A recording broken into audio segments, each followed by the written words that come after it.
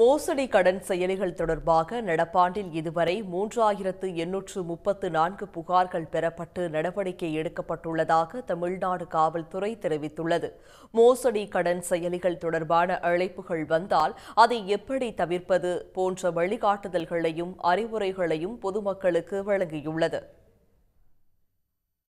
சைபர் குற்றவாளிகள் அப்பாவி மக்களிடம் பண மோசடி செய்ய பல்வேறு அதிநவீன தொழில்நுட்பங்களை பயன்படுத்துகின்றனர். பிரைம்லேண்ட், கேண்டி கேஷ் போன்ற போலி கடன் செயலிகள் பணம் தேவைப்படும் அப்பாவி மக்களை கவர்ந்திழுக்கும் மிக குறைந்த வட்டி விகிதங்கள், விரைவான ஒப்புதல் மற்றும் குறைந்தபட்ச காகித வேலைகளுடன் உடனடி கடன்களை வழங்குவதன் மூலம் செயல்முறையை எளிதாகவும் தொந்தரவில்லாமலும் இருப்பது போல காட்டுகின்றன. இதுபோன்ற மோசடி செய்பவர்கள் அதிகப்படியான பணத்தை திருப்பிச் செலுத்துமாறு கடன் பெற்றவர்களை மிரட்டுகின்றனர்.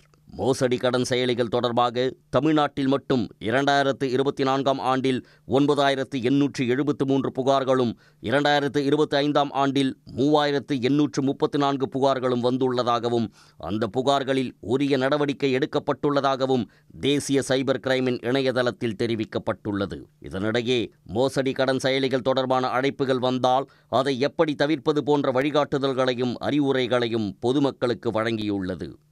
முறையான சரிபார்ப்பு இல்லாமல் எளிதான மற்றும் உடனடி கடன்களை உறுதியளிக்கும் சலுகைகளை நம்ப வேண்டாம்.